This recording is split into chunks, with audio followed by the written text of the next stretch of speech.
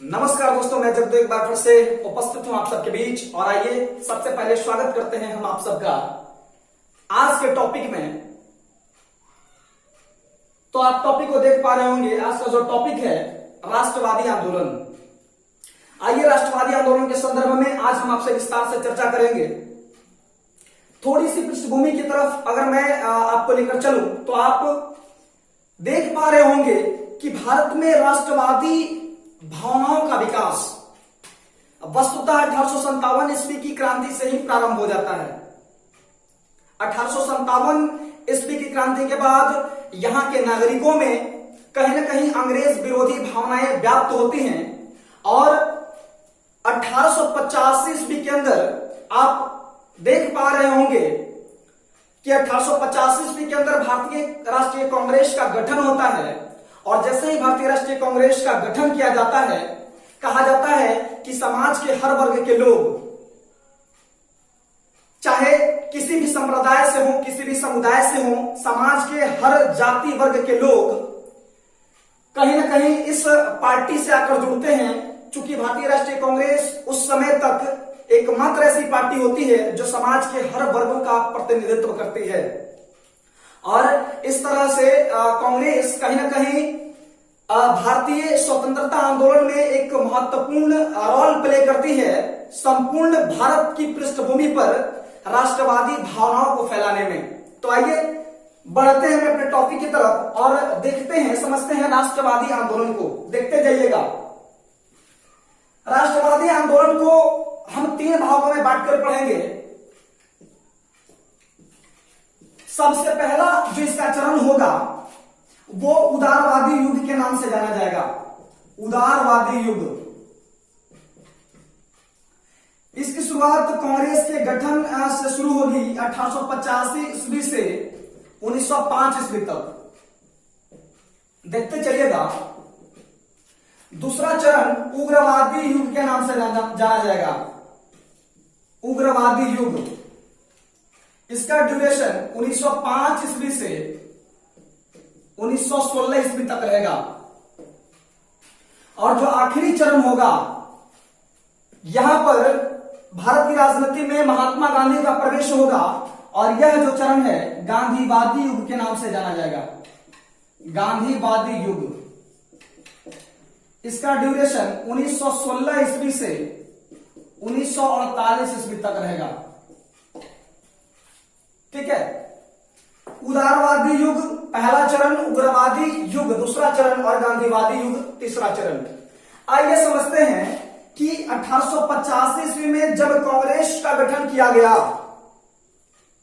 1885 ईस्वी से लेकर 1905 ईस्वी तक के ड्यूरेशन को उदारवादी युग के नाम से क्यों जाना जाता है। सबसे पहला सवाल यह बनता है, तो समझिएगा कि जैसे ही 1885 ईस्वी में कांग्रेस का गठन किया जाता है, कांग्रेस कहा जाता है कि कांग्रेस में उदारवादी लोगों का समूह होता है। आप ये कह लीजिए कि कांग्रेस में अधिकांश लोग उदारवादी होते हैं और इनका मानना यह होता है कि अंग्रेजों से सहयोग की भावना रख करके, अंग्रेजों से निष्ठा की भावना रख करके भारत की प्रशासनिक व्यवस्था में सुधार किया जा सकता है। ठीक है। और यहां पर आप देखेंगे कि कांग्रेस का उद्देश्य स्वराज्य की प्राप्ति नहीं बल्कि प्रशासनिक व्यवस्थाओं में सुधार करना होता है। आगे चलकर आप देखेंगे कि भारतीय राष्ट्रीय कांग्रेस में उग्रवादी लोगों की एंट्री होती है और इसके पश्चात आप देखेंगे कि 1907 ईस्वी के अंदर सूरत अधिवेशन में जो कांग्रेस है 2 भागों में विभाजित हो जाएगा। उग्रवादी युग की शुरुआत होगी और इसमें जो लोग आएंगे उनका मानना यह होता है कि भारत में यदि हम अंग्रेजों से सहयोग की भावना रखें तो हमें स्वराज्य की प्राप्ति नहीं हो सकती। और कहीं ना कहीं इन लोगों का जो मकसद होता है, मोटो होता है, वो स्वराज्य की प्राप्ति होती है। ठीक है। और बाद में उग्रवादी युग का भी 1916 ईस्वी के अंदर आप देखेंगे कि 1916 ईस्वी के बाद महात्मा गांधी की एंट्री होती है भारत की राजनीति में और गांधीवादी युग की शुरुआत हो जाती है। तो सबसे पहले आइए हम उदारवादी युग के संदर्भ में अध्ययन करते हैं और इनसे संबंधित जितने भी आपके परीक्षा में प्रश्न बन सकते हैं लगभग हम सारे को कवर करने का प्रयास करेंगे। देखते चलिए।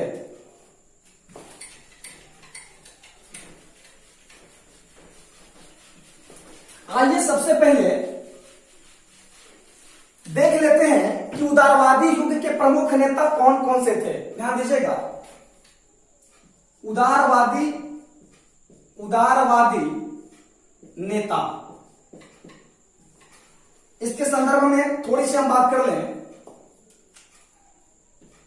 आप देखेंगे दादा भाई नौरोजी, सुरेंद्रनाथ बनर्जी,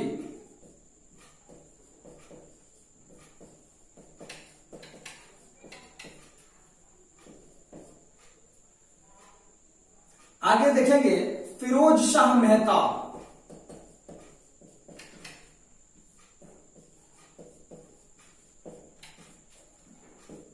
गोपाल कृष्ण गोखले,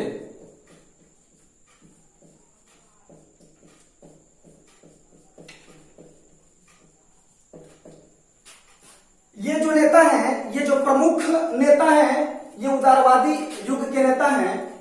ठीक है, प्रश्न बन सकता है कि इनमें से कौन उदारवादी नेता नहीं थे। ठीक है, ऑप्शन आपको इस तरह के मिल सकते हैं और यदि आप इतनी सारी बातें याद रखते हैं तो मुझे लगता है कि आप उस प्रश्न को कर ले जाएंगे। तो ये चार जो हैं महत्वपूर्ण नेता हैं, कहा जाता है कि ये फेमस नेता हैं उदारवादी युग के और इन्होंने कांग्रेस के प्रारंभिक चरणों में अपना प्रमुख योगदान दिया। आइए आगे बढ़ते हैं, देखते हैं। थोड़ी सी बात मैं कांग्रेस के ऊपर कर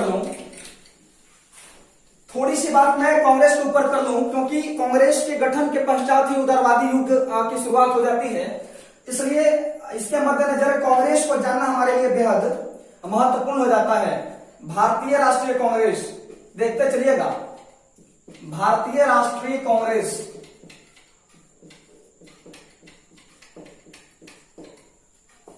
दिन है 28 दिसंबर 1885। ध्यान दीजिएगा, 28 दिसंबर 1885 एक रिटायर्ड अंग्रेज अधिकारी हैं, आईसीएस अंग्रेज अधिकारी जो कि वर्तमान में रिटायर्ड हैं, नाम है ए.ओ. ह्यूम। ये अंग्रेज अधिकारी हैं, ध्यान दीजिएगा। इनके नेतृत्व में कांग्रेस की स्थापना होती है। अध्यक्ष बनाया जाता है डब्ल्यू.सी. बनर्जी को। डब्ल्यू.सी. बनर्जी, स्थान आपका है बंबई। बंबई में भी आप कह सकते हैं गोकुलदास तेजपाल संस्कृत कॉलेज।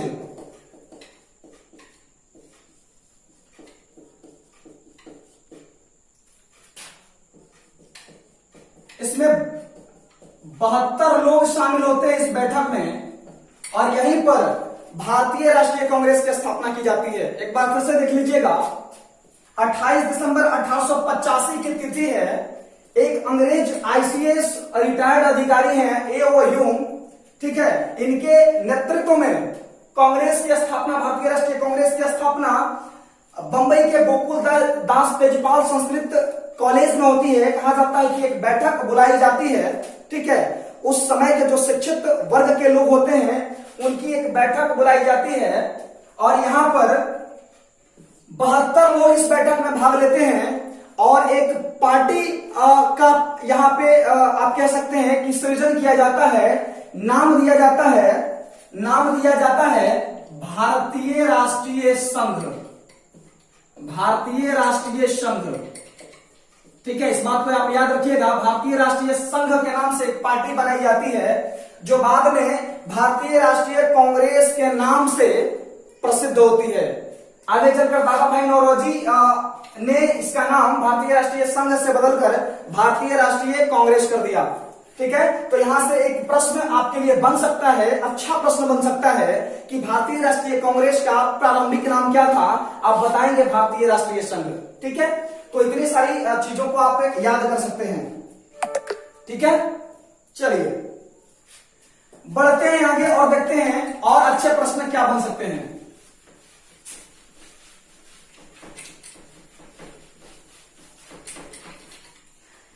आगे आप देखेंगे कि कांग्रेस हर वर्ष हर साल के अंतिम महीने में अपनी एक बैठक आयोजित करेगा और अलग अलग स्थानों पर इसकी बैठकें बुलाई जाएंगी और अलग अलग व्यक्तियों के द्वारा इन बैठकों की अध्यक्षता की जाएगी। कुछ महत्वपूर्ण अधिवेशन हम कांग्रेस का देख लेते हैं।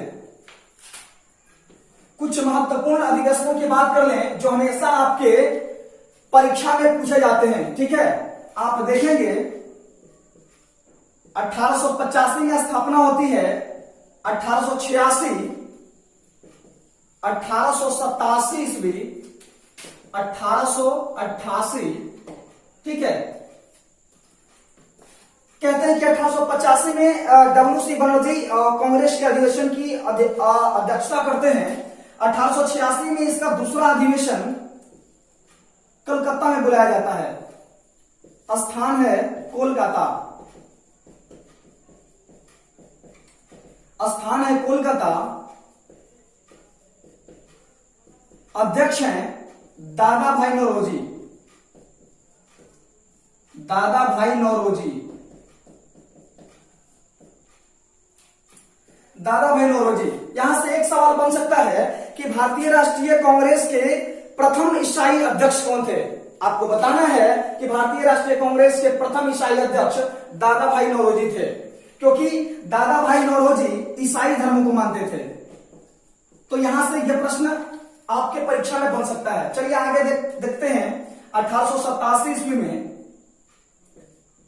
यहां पर जो अधिवेशन बुलाया जाता है, स्थान है मद्रास,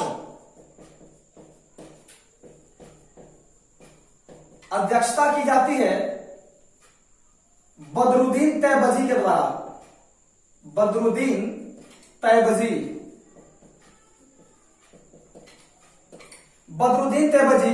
यहां से जो सवाल बनेगा आपके परीक्षा में वो ये कि भारतीय राष्ट्रीय कांग्रेस के प्रथम मुस्लिम अध्यक्ष कौन थे। आपको बताना है कि बदरुद्दीन तैयबजी ये मुस्लिम अध्यक्ष हैं। 1888 में जो कांग्रेस का अधिवेशन होता है, स्थान है आपका इलाहाबाद, स्थान आपका है इलाहाबाद। ठीक है, यहां पर अध्यक्ष होंगे जॉर्ज यूले, जॉर्ज यूले। और यहां से जो प्रश्न बनेगा वो ये कि भारतीय राष्ट्रीय कांग्रेस के प्रथम ब्रिटिश अध्यक्ष कौन थे। तो आपको बताना है जॉर्ज यूले, ये ब्रिटिश अध्यक्ष हैं। तो यहां से तीन तरह के सवाल बन सकते हैं और तीनों टाइप के सवालों को मैंने यहां पर देख लिया। तो इस बात को आप ध्यान रखिएगा। ठीक है, बढ़ते हैं आगे, बढ़ते हैं आगे और देखते हैं कि और अच्छे सवाल क्या बन सकते हैं।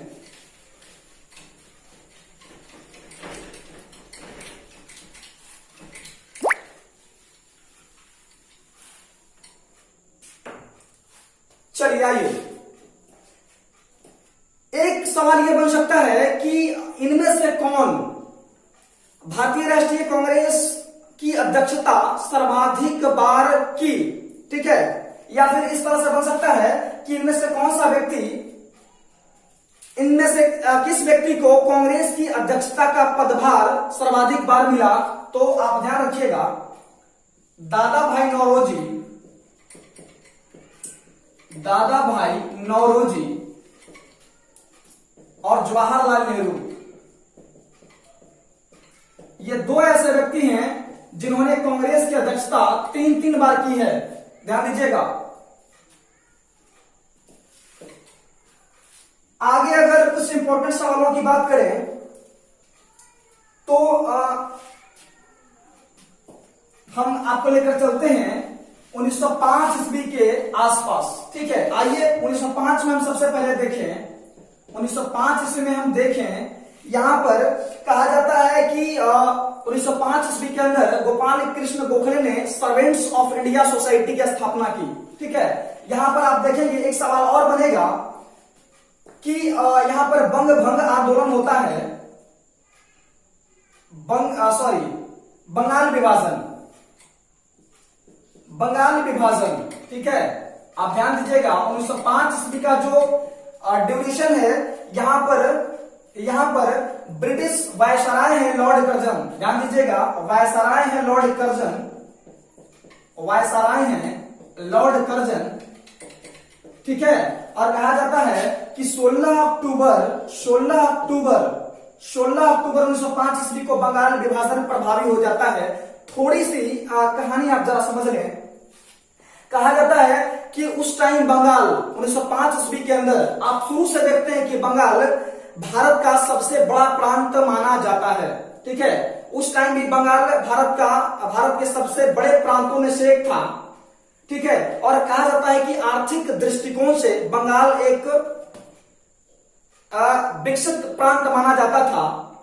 अगर आप देखें तो ये भी राष्ट्रवादी आंदोलनों के ऊपर आप अगर बारीकी से विचार करें तो आप यहां पर देख पाएंगे कि जो जनवादी भावनाएं हैं, जो राष्ट्रवादी भावनाएं हैं, कलकत्ता जो है आपका, आप कह सकते हैं कि पूरा बंगाल इसका एक महत्वपूर्ण केंद्र रहा है, जहां से लगातार ये जो है क्रांतिकारी घटनाओं को अंजाम दिया गया है। और कहीं न कहीं यही वो प्रांत है जहां से संपूर्ण देश में राष्ट्रवादी भावनाएं राष्ट्रवादी भावनाओं का प्रसार हुआ, आप ये समझिए। ठीक है, तो यहां पर लॉर्ड कर्जन, ठीक है, वायसराय है लॉर्ड कर्जन। ध्यान दीजिएगा, लॉर्ड कर्जन के मन में यहां पर एक अच्छा सा कूटनीति आता है। और आप यहां पर देख सकते हैं कि लॉर्ड कर्जन यहां पर कहते हैं कि कांग्रेस अपने पतन की ओर लड़खड़ाती हुई जा रही है और भारत में रहते हुए मेरी यह इच्छा है कि मैं इसके पतन को देख पाऊं। ठीक है, और कहा जाता है कि लॉर्ड कर्जन ने फूट डालो और राज करो की नीति अपनाकर, ठीक है, फूट डालो और राज करो की नीति को अपनाते हुए बंगाल का विभाजन कर दिया। बंगाल का विभाजन करते हुए लॉर्ड कर्जन ने यह तर्क दिया कि चूंकि बंगाल एक ऐसा प्रांत है जहां की प्रशासनिक व्यवस्था हमारा एक अधिकारी संभाल नहीं सकता, इसलिए प्रशासनिक व्यवस्थाओं को सुदृढ़ करने के लिए कहीं न कहीं हमें बंगाल का विभाजन करना होगा। जबकि बात कुछ और थी, यहां पर कर्जन के मन में बंगाल विभाजन के पीछे ये रीजन था, बंगाल विभाजन को करने का सबसे बड़ा मकसद ये था कि बंगाल के अंदर जो लोगों की एकता थी, ठीक है, जो राष्ट्रवादी भावनाएं जो लोगों के अंदर तेजी से फैलती जा रही थी, राष्ट्रवादी भावनाओं का प्रसार हो रहा था। कर्जन ने सोचा कि यदि बंगाल को दो प्रांतों में बांट दिया जाए तो कहीं न कहीं ये जो विचारधारा है, राष्ट्रवादी विचारधारा है, थोड़ी सी जरूर टूट जाएगी और उसके बाद जो भी क्रांतिकारी गतिविधियां हैं उसके ऊपर हमारा नियंत्रण स्थापित करने में सफल हो पाएंगे। तो यहां पर फूट डालो और राज करो की नीति को अपनाते हुए आप देखेंगे कि लॉर्ड कर्जन, ठीक है, बंगाल को दो हिस्से में बांट देता है। पहला हिस्सा पूर्वी बंगाल के नाम से जाना जाता है, पूर्वी बंगाल जिसकी राजधानी ढाका को बनाई जाती है, और दूसरा हिस्सा पश्चिमी बंगाल के नाम से जाना जाएगा जिसकी राजधानी कोलकाता को बनाई जाएगी। ठीक है, तो यहां पर आप देखेंगे कि 16 अक्टूबर 1905 ईस्वी को बंगाल का विभाजन प्रभावी हो जाता है। और कहा जाता है कि जैसे ही बंगाल का विभाजन प्रभावी होता है, लोग 16 अक्टूबर 1905 ईस्वी के दिन को शोक दिवस के रूप में मनाते हैं। लोग 16 अक्टूबर 1905 ईस्वी को शोक दिवस के रूप में मनाते हैं। बाद में आप देखेंगे कि रविंद्रनाथ टैगोर के आह्वान पर रविंद्रनाथ टैगोर ने कहा कि आप हमारे भौगोलिक पृष्ठभूमि में दखलंदाजी कर सकते हैं, आप हमारे भौगोलिक पृष्ठभूमि को तो बांट सकते हैं, लेकिन आप हमारी एकता और अखंडता को नहीं तोड़ सकते। हम पहले भी एक थे, आज भी एक हैं और आगे भी एक रहेंगे। और यहां पर आप देखेंगे कि रविंद्रनाथ टैगोर के आह्वान पर बंगाल की जनता पहले शोक दिवस मनाती है। ध्यान दीजिएगा, पहले बंगाल की जनता शोक दिवस मनाती है, लेकिन बाद में रविंद्रनाथ टैगोर के आह्वान पर अपनी एकता और अखंडता को दिखाने के लिए, अपने भाईचारे और बंधुता को दिखाने के लिए बंगाल की जनता ने एक दूसरे की कलाई पर राखी बांधा और इस दिन राखी दिवस मनाया गया। यहां से दो सवाल बन सकते हैं, कि शोक दिवस कब मनाया गया, दूसरा सवाल राखी दिवस कब मनाया गया। आपको बताना है 16 अक्टूबर 1905। तीसरा सवाल यह बन सकता है कि बंगाल विभाजन कब प्रभावी हुआ, आप बताएंगे 16 अक्टूबर 1905। ठीक है,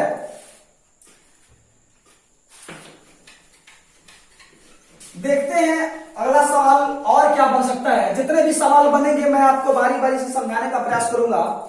1906 ईस्वी के अंदर आप देखेंगे कि ढाका के अंदर मुस्लिम लीग की स्थापना की जाती है।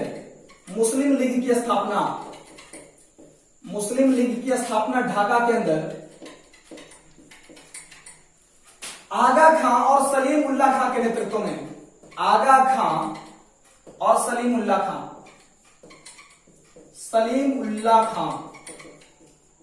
सवाल ये बनेगा कि मुस्लिम लीग की स्थापना कब हुई, बताना है 1906 ईस्वी। किनके द्वारा की गई, आगा खां और सलीम उल्लाह खां। स्थान कौन सा था, बताएंगे ढाका। ठीक है, 1906 ईस्वी के अंदर एक सवाल ये भी बन सकता है, आप देखेंगे कि कांग्रेस के मंच से पहली बार स्वराज्य शब्द का प्रयोग किया गया। ठीक है, 1906 ईस्वी के अंदर कोलकाता में कांग्रेस की बैठक बुलाई जाती है, कांग्रेस का अधिवेशन बुलाया जाता है। स्थापना दादा भाई नौरोजी के द्वारा किया जाता है। दादा भाई नौरोजी के द्वारा इस अधिवेशन की अध्यक्षता की जाती है और पहली बार 1906 ईस्वी के अंदर कांग्रेस के मंच से स्वराज्य शब्द की प्रस्तुति की जाती है। स्वराज्य का मांग किया जाता है। आप ये समझिए। अगर थोड़ा सा आगे बढ़े तो हम देखेंगे 1907 में अगर चले तो 1907 ईस्वी के अंदर हम देखेंगे कि कांग्रेस का अगला अधिवेशन बुलाया जाता है सूरत के अंदर और यहां पर रास बिहारी बोस को अध्यक्ष बनाया जाता है। रास बिहारी बोस अध्यक्ष बनते हैं और अभी तक जो भारत की जो जनता है, ठीक है, जो भारत की जनता है वो उदारवादियों के प्रभुत्व में कहीं ना कहीं दिखाई देती है, लेकिन यहां से कांग्रेस के अंदर उदारवादियों का, आप ये कह लीजिए कि उदारवादियों का पतन होना शुरू हो जाता है और कांग्रेस, जो यहां की जनता है, वो उग्रवाद की तरफ धीरे धीरे जाती हुई दिखाई देती है और कांग्रेस भी कहीं ना कहीं उग्रवाद की तरफ आगे बढ़ता हुआ दिखाई देता है। यानी उग्रवादी युग की शुरुआत हो जाती है और यहां पर लाल बाल और पाल, ठीक है, ध्यान दीजिएगा, लाल बाल और पाल नाम से तीन व्यक्ति आएंगे, ठीक है, जो कहा जाता है कि ये उग्रवादी युग के सबसे महत्वपूर्ण व्यक्ति हैं। यहां से भी एक सवाल इस प्रकार बन सकता है कि इनमें से कौन उग्रवादी व्यक्ति हैं, तो आपको बताना है लाल बाल पाल। ठीक है, लाल लाजपत राय, बाल गंगाधर तिलक और विपिन चंद्र पाल। तो यहां से हम देखेंगे कि सूरत के अंदर फूट हो जाती है, सूरत के अंदर कांग्रेस में फूट पड़ जाती है, ठीक है, और यहां पर जो हमारा कांग्रेस है दो दल में विभाजित हो जाता है, नरम दल और गर्म दल। ठीक है, यहीं से गर्म दल के लोगों की एंट्री हो जाती है कांग्रेस के अंदर और आगे आप एक से बढ़कर एक क्रांतिकारी घटनाओं के संबंध में अध्ययन करेंगे। ठीक है, थोड़ा सा आगे बढ़ते हैं, देखते हैं कि अगला सवाल और क्या बन सकता है। अगर हम आगे बढ़े 1909 ईस्वी के अंदर, ध्यान दीजिएगा, 1909 ईस्वी के अंदर मार्ले मिंटो सुधार आता है। ध्यान दीजिएगा, मार्ले मिंटो सुधार आता है 1909 ईस्वी के अंदर, ठीक है। और यहां पर मुस्लिमों के लिए अलग निर्वाचन पद्धति लाई जाती है। मुस्लिमों के लिए अलग निर्वाचन पद्धति, निर्वाचन प्रणाली बोलिए, मुस्लिमों के लिए अलग निर्वाचन प्रणाली यहां पर लाई जाती है। और पहली बार सांप्रदायिकता के आधार पर, ठीक है, हिंदू मुस्लिम का विभाजन किया जाता है। ठीक है, एक सवाल यह बन सकता है कि भारत में पहली बार सांप्रदायिकता के आधार पर अलग निर्वाचन पद्धति की शुरुआत कब हुई, आपको बताना है 1909 ईस्वी, जो मार्ले मिंटो सुधार के नाम से भी जाना जाता है। चलिए आगे बढ़ते हैं। 1911 ईस्वी के अंदर आप देखेंगे, 1911 ईस्वी के अंदर आप देखेंगे कि यहां पर जॉर्ज पंचम का आगमन होता है दिल्ली के अंदर। ठीक है, जॉर्ज पंचम जो कि ब्रिटेन के नए सम्राट हैं, और इनकी महारानी है, नाम है महारानी मैरी। इन दोनों का आगमन होता है दिल्ली के अंदर, और यहां पर दिल्ली दरबार का भव्य आयोजन किया जा रहा है। ध्यान दीजिएगा, यहां पर दिल्ली दरबार का भव्य आयोजन किया जा रहा है जॉर्ज पंचम के स्वागत के लिए। अब एक सवाल आपके मन में यह भी चल रहा होगा कि दिल्ली दरबार का आयोजन क्यों किया जा रहा है। इसके पहले भी दिल्ली दरबार का आयोजन किया जाता रहा है, और आप देखेंगे कि ब्रिटेन में जब भी किसी नए सम्राट की ताजपोशी होती है, दिल्ली दरबार का आयोजन किया जाएगा एक जश्न मनाने के लिए। ठीक है, तो यहां पर स्वागत करने के लिए दिल्ली दरबार का आयोजन किया जा रहा है। और दिल्ली दरबार से दो प्रश्न यहां पे आपके परीक्षा में बनेंगे। कहा जाता है कि दिल्ली दरबार में दो बड़ी घोषणाएं होती है। पहली घोषणा तो ये कि जो बंगाल विभाजन 16 अक्टूबर 1905 में जो आप बंगाल विभाजन देखते हैं, बंगाल दो हिस्से में बट गया, पूर्वी बंगाल और पश्चिमी बंगाल। यहां पर फिर से बंगाल विभाजन को रद्द करके, बंगाल विभाजन को रद्द करके पुनः बंगाल को एक कर दिया जाता है। अर्थात 1905 ईस्वी में जो बंगाल विभाजन हुआ उसको यहां पर रद्द कर दिया जाता है। और दूसरा यहां पर जो डिसीजन लिया जाता है वो ये कि अब भारत की राजधानी कोलकाता से हटाकर दिल्ली लाई जाएगी।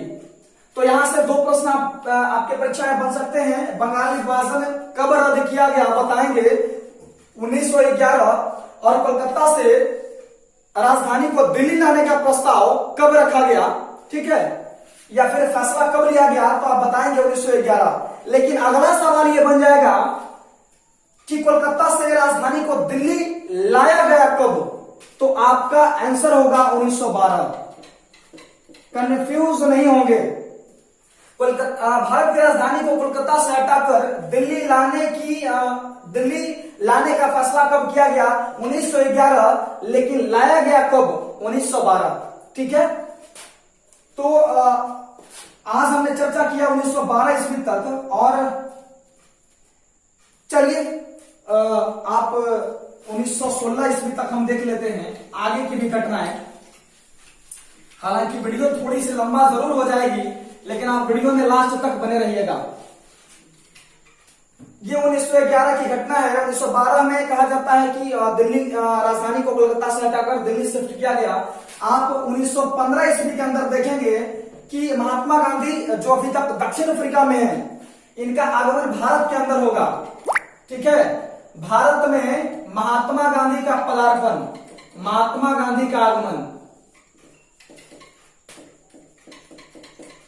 महात्मा गांधी का आगमन 1915 में भारत में होगा। और 1916 में आप देखेंगे 1916 में आप देखेंगे कि कांग्रेस का एक अधिवेशन बुलाया जाएगा लखनऊ के अंदर, ठीक है। अध्यक्षता अंबिका चरण मजूमदार के द्वारा किया जाएगा, अंबिका चरण मजूमदार। सवाल बनता है कि 1916 ईस्वी के लखनऊ अधिवेशन की अध्यक्षता किसने की? आप बताएंगे अंबिका चरण मजूमदार। और यहां पर एक ऐतिहासिक फैसला यहां पर देखने के लिए मिलता है और अगले ही पल दूसरा सवाल बन जाता है। सवाल क्या बनेगा कि किस अधिवेशन में कांग्रेस पुनः एक हो गई? अर्थात 1907 ईस्वी के अंदर आपने देखा कि कांग्रेस नरम दल और गरम दल में विभाजित हो गई, लेकिन 1916 ईस्वी के लखनऊ अधिवेशन में आप देखेंगे कि नरम दल और गरम दल, ये जो दो दल हैं, नरम दल और गरम दल, दोनों एक हो जाएंगे, ठीक है। दोनों दल फिर से एक होकर संयुक्त हो जाएगी और आगे क्रांतिकारी गतिविधियों को अंजाम दिया जाएगा। और आगे अगर हम बात करें तो आप देख सकते हैं कि 1916 ईस्वी के बाद भारत की राजनीति में महात्मा गांधी का पदार्पण होता है और आगे चलकर असहयोग आंदोलन, सविनय अवज्ञा आंदोलन, भारत छोड़ो आंदोलन जैसे एक से बढ़कर एक आंदोलन महात्मा गांधी के द्वारा चलाया जाता है। और लास्टली 1947 ईस्वी के अंदर हम गुलामी से मुक्त होते हैं और भारत आजादी की तरफ बढ़ता हुआ दिखाई देगा, ठीक है। बाकी आगे के जो टॉपिक है, आप कह लीजिए कि जो तीसरा चरण है राष्ट्रवादी आंदोलन का जो तीसरा चरण है गांधीवादी युग, उसके संदर्भ में हम कल आपसे चर्चा करेंगे। बाकी आज के लिए इतना ही, ठीक है। और अगर आपको वीडियो अच्छा लगे तो आप कर दीजिएगा लाइक, और अगर बहुत अच्छा लगे तो आप शेयर भी कर दीजिएगा। बाकी चलिए यहीं पर आज के वीडियो को हम रोकते हैं।